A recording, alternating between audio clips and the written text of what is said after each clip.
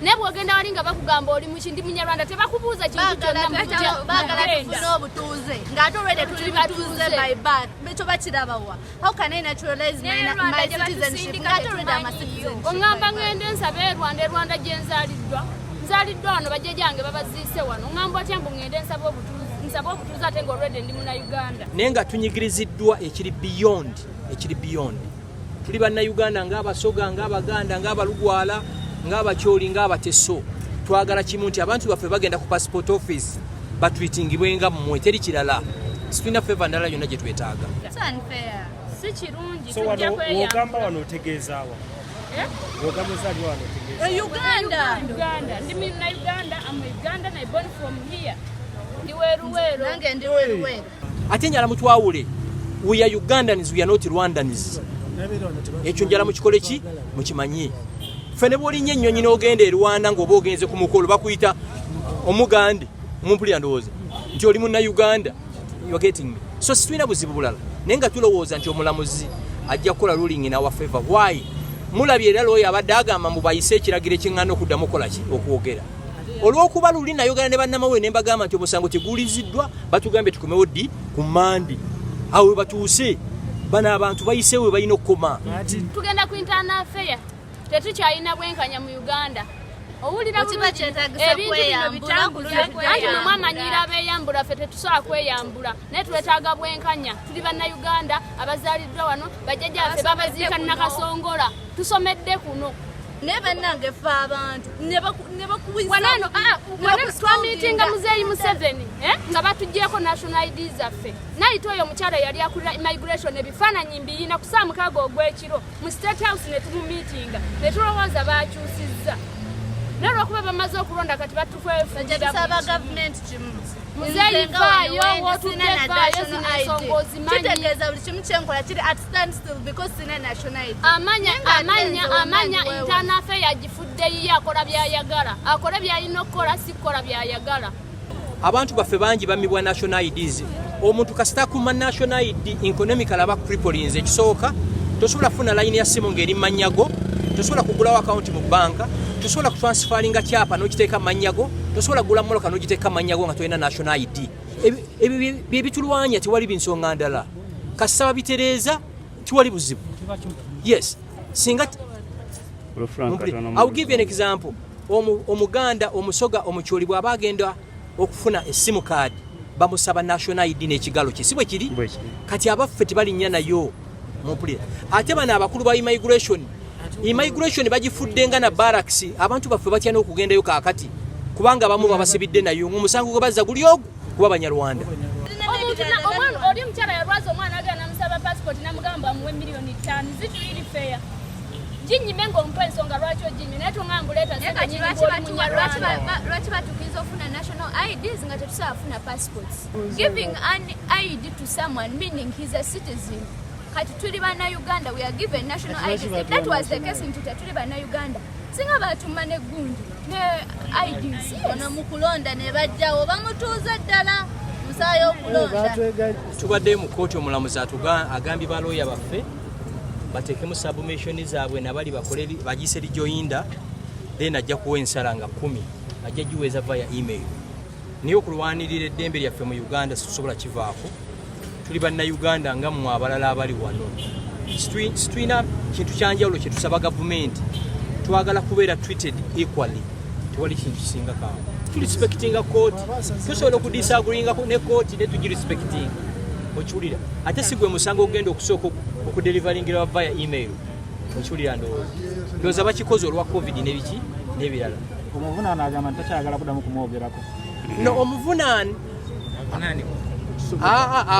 awaaba tosobola kugaana kwogerwako kubanga ekisooka oli mukozi wa gavumenti indirector alinganga atugamba nti omuntu waffe enkya ne bwakola kusingira ku immigration kikola ki situkyogerako abamu bagemebwa abamu tebagemwa ng'ogemwa kiri optional ontegeera bw'ate okyali kugemwa mu bana abantu boolabye mu kooti leero waliwo abaafuna scholarships nga bali meti genda Germany genda UK kusoma naye nga ne bamiwa passports tufiiriddwa ab'eŋŋanda babiri nga baali bagenda India kujjanjabewa ne bamuwa passports bw'okyali kugemwa buki okugemwa ebitongole bino ebitwala abantu okupakasa Middle East tebikyatwala applications abanyarwanda kubanga bakimanyi kasita otwalayo form yo ku immigration tebajja kuwa ki passport kiri beyond ontegera kino kinene nnyo nga mwe bannamwe bali e Middle East nga bapakasa naffe twagala baffe bakole ki bagende bapakase simple okitegeera ndowooza nkubuulidde be bawa scholarships abo bakatonda ba immigration baba mamaki passports okitegeera ndowooza but I can assure you nga tukyali balamu nga tukyali mu ggwanga ino Uganda obwenkanya tujja bufuna yagala okole ki yagala Uganda naye nga ensonga bwe ziti zibatukako olw'ensonga ntuyani ba sponsors baffe ab'enjawulo kwe kuli Sozo Properties ono ng'agula ebintu ebikozeko eby'omu nyumba restaurants gym saloon properties ng'amayumba n'amataka nga bikyali mu mbeera nnungi asangibwa Kireka Kamuli Road n'ennamba z'essimu weeziri wansi awo Kasamitala Cargo and Logistic Company ono yena akugamba nti jangu mukole business akusaabaliza ebintu okubijja e China abireete mu Uganda oba okubijja mu Uganda abitwale China mu nnaku 3-4 weddu kwegamba asangibwa ku Total ekizimbe kiranye Jesco mu kibuga wakati oba ku namba z'essimu eye China n'eye Uganda nga woza wansi awo Ziwa and Sons bo bakusupplyingire ebikozesebwa mu kisenge eby'omulembe oleme kusula mu buliri bwesittaza obuliri ng'amasuuka mabi blanketi nga tetegerekeka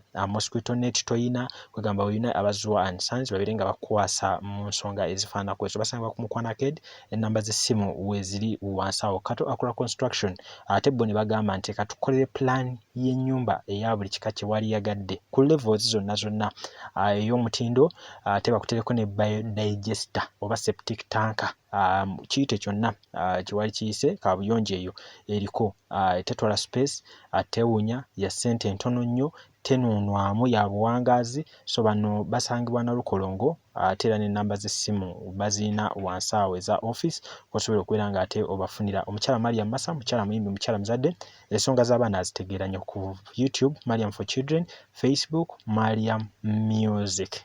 We Ugandans of Rwandese origins, we are here advocating for our rights of citizenship. We are born here. We are Ugandans, typically Ugandans. If I'm born here, that means I'm a typical citizen of Uganda. I'm a citizen of Uganda. I don't know why they need to tell us to naturalize our citizenship, yet we are already citizens by birth. If I'm born here, I'm going to be buried here. Everything is Ugandan. My parents are here. I don't know about Rwanda. I have not been to Rwanda, even don't speak Rwanda. How can you tell me Mbungende Rwanda? They are really unfair. They are so unfair. We need to get our passports. We need to get our IDs. I have a brother. He was evicted. The lady told him which tribe. I'm a Rwandan. Then the bird told him out of my office. Can you imagine that? How can you tell someone to get out of your office because of your nationality? It's not a crime that we are Banyarwanda. We were just born. We actually don't know about our origins. What we know is that we are Banyarwanda, Abanyarwanda. Banyarwanda that are Ugandans. We need to get our national IDs. We need to get our passports. Why is it that when it's time for elections, we are given slips to vote? Then they deny us our IDs. Is that really fair? Our passports. People are crying. Some other people go with their IDs to get passports and they even remove the IDs from them. That's really so unfair to them. That's infringement of their own rights. We are Ugandans under the constitutions. We are full Ugandans. They are given equal rights. They should also give us equal opportunities to our IDs and national passports. That is what I can say for now. Otherwise, if I'm to start talking about everything, I can even spend a day. Yes. If they need anything else we can do, then we shall get other measures. We just can't demonstrate. We are so peaceful. We are peaceful people. We are peaceful people. We don't want to demonstrate. Let us do what they're supposed to do. We plead to the government, please help us. We need to get our IDs. We need to get our passports. We are Ugandans. We want to advocate for our rights. Please, we need that. Thank you. Is that when a Ugandan from the Rwandese origin wins a medal, maybe out of sports, that person is now a Ugandan. Why is it like that? They would have said, oh, Munyarwanda Awangude, but that person is a Ugandan. Because at that time, the thing is so prestigious to Uganda. So we need to be given such opportunities, just that they are so privileged to have us. They should also provide us with what we need. We should get our IDs, we should get our passports. I really can't say enough of this.